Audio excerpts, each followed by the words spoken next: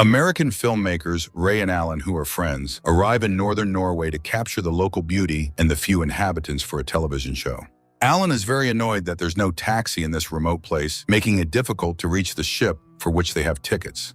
Ray, on the other hand, is cheerful and full of optimism. In fact, he quickly finds a man who agrees to drive them to the required pier. On the way, the local resident teases the Americans for their confusion, as even he himself doesn't always understand what to expect from the nature here. Soon, the guys reach the pier, where the third member of the expedition, Sean, is already waiting for them. Their regular cameraman couldn't make it on this trip, so they had to hire a local worker. Alan is very angry about this, as it's unclear what this stranger is capable of. But Ray greets the newcomer warmly and even offers to carry his small suitcase, but Sean refuses. The journey begins with a greeting from the good-natured and positive captain of the ship, Jim, who also serves as a local guide. With humor and jokes, Jim introduces the people on his ship, who have come from different parts of the world. There's a married couple from Sweden, scientists, oceanologists from Tromsø, Norway, 3 girls from Germany, and of course, the Hollywood filmmakers. After greeting and introducing everyone, Jim explains that the islands of the Norwegian Svalbard archipelago are one of 14 demilitarized zones, so they are in the safest place in the world. Laughing at the captain's jokes, people head to lunch. Thawing a bit, Alan apologizes to Sean for his rudeness, explaining that he was upset about the absence of their regular cameraman. Sean reveals that he served in the army, and Alan asks him to film the ship from its rear. Sean immediately leaves, placing a small suitcase on the table. Ray approaches and opens the lid, revealing some unknown device. He takes out a pair of headphones, puts them on, and hears the sounds of the ocean and whale songs. Alan asks him not to touch the equipment, as it is clearly antique, but Ray continues to listen for a while longer, then puts the headphones on Alan and invites his friend to join him, but Alan quickly takes them off. Sean suddenly appears and retrieves his suitcase. Alan and Ray turn their attention to the German girls, who, it turns out, watch their show. Ray enjoys himself, while Alan receives messages from his wife, who is unhappy with his constant absence, and he tries to sort out the situation.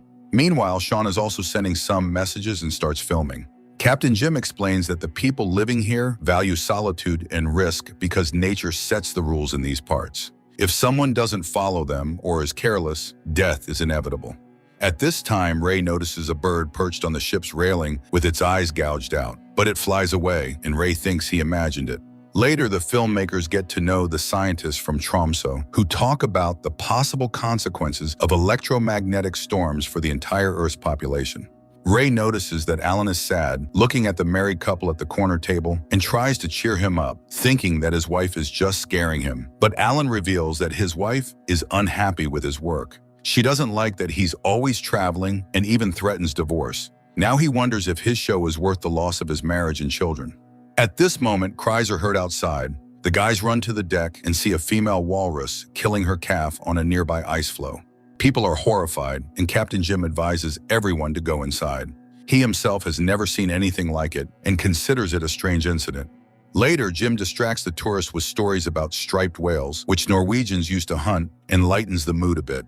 Suddenly, Alan feels unwell and goes to the restroom. Ray hesitates but follows him. The others relax, enjoy barbecue, chat, and laugh.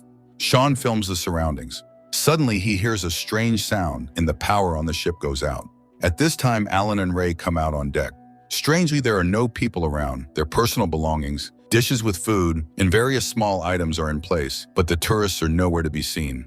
The men go to the bridge, but Jim is not there either. Worried, the guys search the ship, but it's completely empty. Ray starts to recall the situation and realizes that everyone disappeared when the ship lost power. Sean approaches them, saying that he was also in the restroom. He doesn't believe that the people disappeared and even suspects his friends of playing a prank. But the guys are too serious, and the cameraman goes to check the engine room. There's no one there either. After making sure of this, Sean tries to contact someone by phone, but it doesn't work. Meanwhile, Alan is re-watching messages from his children when suddenly he vomits blood. The man is worried but doesn't show it. Ray tries to contact someone by radio, but it only emits static.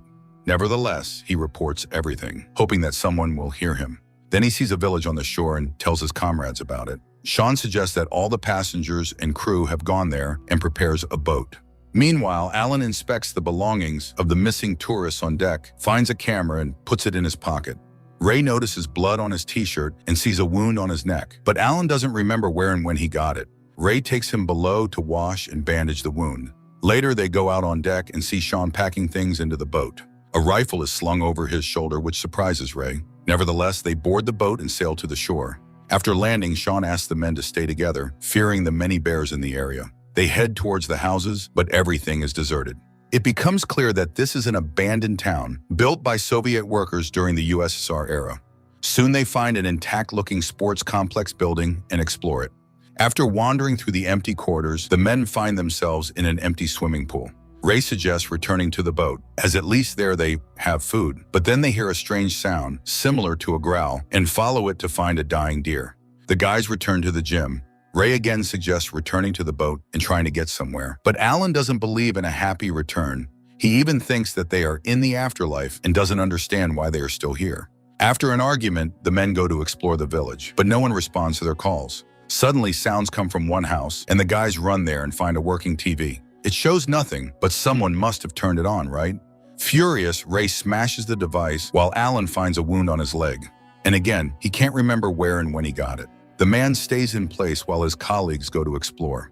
He comes across a book, and after reading a few lines about always moving toward a goal rather than sitting still, Alan pulls out a flare gun from his backpack, stands up, and steps outside. Soon he finds an old cemetery. On one tombstone, there's a photo of a man and his two children, which horrifies Alan. He leaves the village and suddenly encounters a wounded polar bear. However, Alan remains calm, reminding the animal that they are companions in misfortune, and the bear leaves. The man returns to the village. Meanwhile, Sean tells Ray that he came here because of a girl. Ray suddenly admits that he has always feared responsibility and remembers his long-dead sister. Then Sean notices a light in one of the windows, and the guys run to the house. Inside, it's warm, but again, no one is there. While Ray examines the empty corridors, Sean suddenly hears music and finds a working record player. Ray, on the other hand, sees a bowl of borscht on the table. Everything looks as if someone set the table and just disappeared. Meanwhile, Alan, sitting on the swings in the yard of this house, is re-watching videos of his children and pulls out the flare gun. Ray sees the flare go up outside, runs into the yard, and finds his friend there. He brings him into the cafe they've found and offers him a drink to warm up and relax. Sean goes to retrieve the things they left in the sports complex. Meanwhile, Ray and Alan are drinking, reminiscing about home and family. Sean, after taking his suitcase onto the porch, puts on the headphones and listens to the sounds of whales. Contrary to Ray's hopes, the alcohol makes Alan feel even worse. Ray takes him to the restroom, but his friend is completely drained of strength. Ray lays him on the couch and goes to get water. Meanwhile, Alan discovers the camera he found earlier in his pocket and starts reviewing the photos. It becomes clear that it belonged to the German girls. The man watches a video and suddenly sees something that completely drains him of strength. At this moment, Sean returns. Ray suggests they head to a neighboring village, which he saw on a map found in the village. They could reach it in about 4 hours by boat. Sean objects, saying that it's too dangerous to sail at night. Ray then announces that he intends to find fuel. Sean hands him the rifle to protect against bears, and Ray leaves. Meanwhile, Alan sees Sean and seems to be frightened by him. In a weak voice, he asks Sean what he's doing there and who he really is. Ray, at this moment, finds a large vehicle and tries to open its gas tank. Sean, overcoming Alan's resistance, puts the headphones from his device on him and forces him to listen to the whale songs. As the fuel is being siphoned into a kettle Ray found, Alan listens to the ocean sounds and grows silent. Sean takes the flare gun and heads to the shore, where Ray is already pouring the fuel into the boat's tank. Having done his job, Ray returns to Alan and finds him in a terrible state. His friend's body is covered in bleeding wounds, but despite this, Alan tries to say something to him. Ray discerns words about the video of the German tourists, re-watches it, and sees Sean in the background with a camera, meaning he lied about being in the restroom and not seeing where the people went. Grabbing the rifle, Ray rushes to find the cameraman. He soon catches up with him and beats him, demanding the truth. Sean has to confess that he's here to document the results of an experiment. It turns out that they are currently testing a sonic weapon that attacks the brain's neural functions. Sean is just a hired hand, paid to film the process. The people on the ship vanish before his eyes, although they were supposed to be just disoriented. Ray doesn't believe it, but Sean has no other answers. His headphones work with the opposite vibration, serving as a kind of vaccine. Ray recalls that he also listened to them, and Alan, although much less. Sean admits that he recently let his friend listen to the sounds, but they can no longer cure him. Sean was supposed to contact his employers by phone, but there's no signal. Ray returns to Alan, who is getting worse. Sean follows behind. After resting a bit, Ray begins to treat his friend's wounds, promising that they will soon get out of there. Alan asks him to take care of his family, but Ray assures him that he will see them himself in a couple of days. Alan asks his friend to leave him there and escape on his own. He asks for the phone so he can record one last message for his children. Ray is outraged. He would never do such a thing, but he gives him the phone. Alan, gathering his strength, makes a video saying goodbye to his loved ones. Ray returns to his friend, takes the phone, and heads to the pier. He places the camera in a waterproof orange pouch and throws it into the sea. Then he goes ashore, where Sean is checking the boat's motor. Later, he tells Ray that this job was offered to him by an old friend who knew about his financial troubles, and Ray advises him to spend the money wisely. At this moment, they hear a sound. Ray prepares the rifle, but Sean asks him to wait. The guys run, fearing a bear, and find themselves outside the town, where Sean's phone suddenly turns on, delivering a message that they will be picked up in 30 minutes. The men go back for Alan, dress him, and together head to the designated spot. However, Sean asks them to stay behind while he meets those coming for them. He will have to admit that two survived. Sean leaves while the friends hide in one of the houses. Alan asks Ray to confirm that they worked well together, then dies. Ray mourns his friend, then takes off his medallion and places it in his hand. At this moment, Sean is killed by an unseen assassin. Ray hears the sound and grabs the rifle. Suddenly, the phone on the wall rings, but Ray doesn't answer. The ringing echoes through the dead town as the man hides from those who were supposed to save them. After the credits, footage shows the orange pouch with the camera floating in the sea. The plot, which started so intriguingly, ends up leading nowhere. The mystery turns out to be painfully simple, and the characters meet an expected demise. On the bright side, the first half of the film showcases very beautiful views of the northern nature, promising something fantastic.